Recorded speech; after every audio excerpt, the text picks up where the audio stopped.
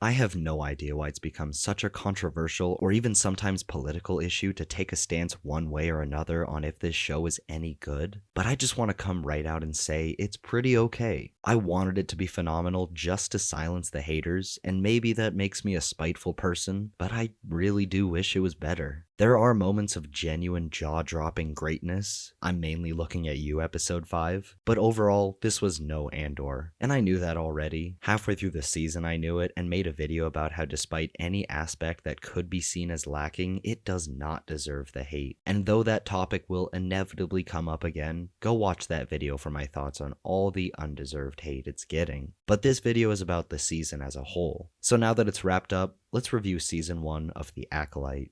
Welcome to Sandwich Reviews. I'm the Talking Sentient Sandwich, and I had a lot of fun with this show. It's not perfect, but what is? The makeup, costuming, sets, and just overall production certainly could have used more time or more budget, and a lot of these episodes could have used another pass at the edit, but in the whole runtime, those flaws were only noticeable a few times, which is admittedly no excuse. There's no reason why the writing or editing should fall short, but it's Star Wars. Aside from Andor, which was a complete fluke, the franchise has always been defined by how divisive it is. So all I'm gonna say about that is if you're gonna hate the show, hate it for the right reasons. Though, how in the world could you look at this and say it's not good? Seriously, this show has some of the best action cinematography and choreography out there, movie or otherwise. If there's one lesson that needs to be learned from this show, it's that Christopher Clark Cohen and his stunt team needs to be hired for everything. For context, they worked on Shang-Chi and The Witcher, and that amazing sweeping camera work can be seen even in this awesome live-action anime on YouTube that they made way back when. Highly recommend checking that out. Yet, even if you put aside all of the incredible fight scenes, which you absolutely should not, The Acolyte still works. The narrative itself is entertaining to see unfold, and the mystery behind it all continuously compelled me to need more. Plus, the characters are interesting and fleshed out, but most importantly, they're flawed. And in those flaws is where they really become human in my eyes. On occasion, they'd exposit exactly what they were thinking, rather than subtly bringing it up like I would have preferred, but at no point did that ruin the experience for me. It really sucks that you're either in one camp or the other, but if you somehow haven't come across The Acolyte, it's not the greatest piece of media ever made, and sometimes ranges from fantastic to alright, but it's definitely worth a watch, so check it out. And for that 0.00001% of you that hasn't seen it all, pause the video, go watch 8 fun episodes of Star Wars, and then come back. Finished with that? Cool. Let's dive right into the spoilers throughout the season, even though most of what I have to say is about the finale. But of course, I gotta bring up episode 5. That was some of the coolest live-action lightsaber fighting I've ever seen, and it would be the best ever, period, if not for this fight in the Clone Wars. So many people were offed. For Yord, completely unceremoniously, and it felt like a culling in the best way. And Yord being one of Leslie Headland's original characters created during a tabletop role-playing game was awesome, and for her to put a character like that in her show only to kill him off is just badass. And speaking of badass, let's talk about Kamir headbutting the lightsabers to short-circuit them.